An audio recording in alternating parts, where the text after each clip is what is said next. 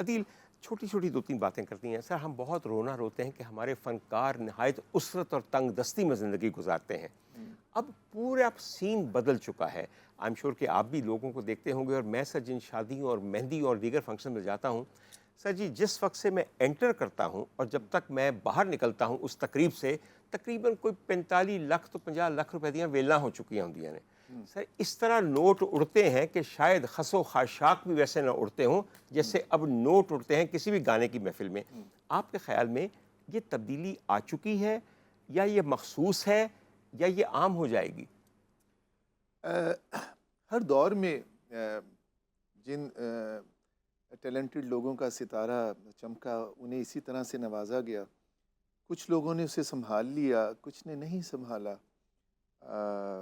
تو وہ پھر ان کے حالات زندگی قابل رحم ہوئے, اور جس پر انہیں نہیں ہم تمام انسانیت کو دکھ ہوا. ابھی بھی آپ نے بالکل درست فرمایا, ایسا ہی ہوتا ہے. لیکن اس میں اگر اس کی ڈیٹیل میں آپ جائیں تو وہ پیسے صرف اس ایک بندے کی جیب میں نہیں جاتے, اس کے ساتھ جتنے لوگ موجود ہوتے ہیں ان کے حصے اس میں ہوتے ہیں, اور ہر بندے کے پیچھے اس کی ایک فیملی بھی ہوتی ہے. بالکل صحیح ہے. اور یہ اس طرح سے سسٹم چلتا ہے. فنکاروں کے حوالے سے یہ جو بدترین اور ناقابل برداشت بڑھاپے یا بیماری کے سچویشنز ہمیں دیکھنے میں ملتی ہیں, اس میں مدد کرنا تو ہم سب انسانوں کا فرض ہے. لیکن میں اپنی فنکار برادری کے بہت سارے لوگوں سے یہ ریکویسٹ بھی کروں گا کہ عروج ہمیشہ نہیں رہتا, اس لیے پیسے کو بچایا کریں اور آنے والے دنوں کے لیے رکھا کریں. یہ عنایتیں ہمیشہ نہیں رہتی. بے شک سے. عدیل میں ایک چھوٹی سی بات آپ سے پوچھنا چاہتا ہوں. آج کے دور میں سننے والے بہت بڑھ گئے ہیں, سننے والے داد دینے والے بہت بڑھ گئے ہیں, گانے والے بہت کم ہو گئے ہیں.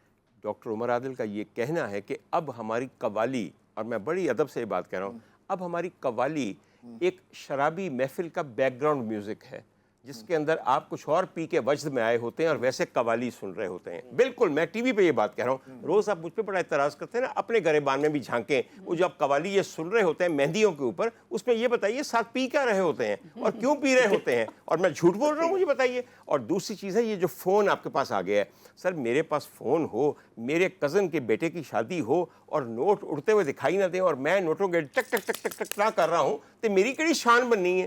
سر ہم اپنی شان کے لیے لوگوں کو پیسے دے رہے ہیں, ان کے فن کے اعتراف کے طور پہ نہیں. بالکل ٹھیک ہے. اس کی ایک خوبصورت مثال ڈاکٹر میں آپ کو دیتا ہوں کہ ململ جو اس وقت 80 روپے میٹر ہے, اسے آپ 5 لاکھ کر دیجئے, اور کم خواب اور اطلس جو ہے اسے آپ 500 روپے میٹر کر دیجئے.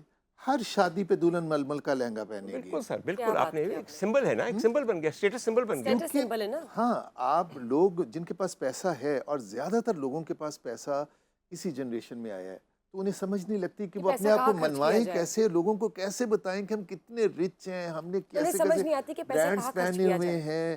وہ اپنی باڈی لینگویج سے, وہ ہم تو بچپن میں ہنستے تھے نا کہ سونے کی انگوٹھی پہن کے وہ عورت نے کہا کہ یہ گھر کہاں ہے, یا کھجلی یہاں کرنی. وہ حقیقت میں اب نظر آتا ہے کہ جو بار بار جھٹکے دے کے بالوں کو اٹھا رہے ہوں, تو آپ بالوں پہ نہ جائیے, اس کی انگلیوں پہ جائیے کہ وہ موزونائٹ ہے, یہ ڈائمنڈ ہے, آپ کو پتہ چل جائے گا.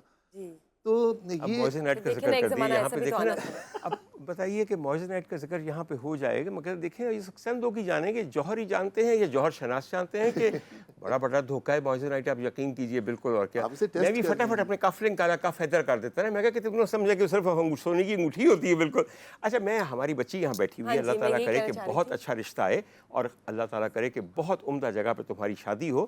بیٹا اگر تمہاری شادی کے دن قریب آ گئے, اور یہ انہوں نے کہا کہ بھئی مہندی کرنی ہے, ہم نے ضرور مہندی کرنی ہے, اور اس میں کہا جائے کہ دلہن سے پوچھا جائے کہ کس سنگر کو بلایا جائے گا, آج کل کی بچی جو ہماری بچی مریم ہے, وہ کس سنگر کو بلانا چاہے گی؟ مہندی پہ تھوڑا سا ہلا گلا بھی ہونا چاہیے. میں ریکویسٹ کروں, مہندی کی بجائے سے مائیوں کر لیجئے, کیونکہ ان کے کپڑے بھی مائیوں ہیں. دیکھو سر, مائیاں بہ گئی ہے نا, تو مہندی آ جائے گی.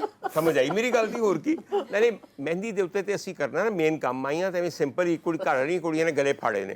بیٹا چلو بتاؤ کہ تم کس کو بلاؤ گی مہمان اپنے میوزیکل پہ؟ کون میوزیشین ہے جس کو آپ بلائیں گی؟ چھیڑ ہی دیے تو چلو میں آپ کو بتا دیتی ہوں. گھبرا کیوں گئی ہو اس بات پہ, فمبل کیوں کر رہی ہو؟ کیونکہ شادی کی بات ہے.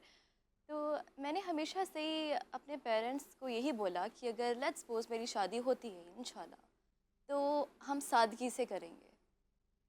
اور جو ہوتا ہے نا کہ قوالی ہوتی ہے اور 3-4 دن پہلے فنکشنز رکھ دیے جاتے ہیں, تو میں نہیں چاہتی. مجھے ہوتا ہے بس سادگی سے اگر ایک نکاح ہو جائے اور اگر سادگی سے شادی کر دے تو میں اس چیز کو زیادہ پریفر کروں گی. بیٹے لوگ آج لیکن کل تیسری شادی پہ اتنا ہنگامہ کرتے ہیں, کسی کو انسانی تمہاری تو ماشاءاللہ پہلی شادی ہو رہی ہے. ہاں مگر میرے سوال کا مقصد کچھ اور تھا کہ چلو تمہاری کوئی سہیلی ہے جو بالکل سادگی میں بلیو نہیں کرتی.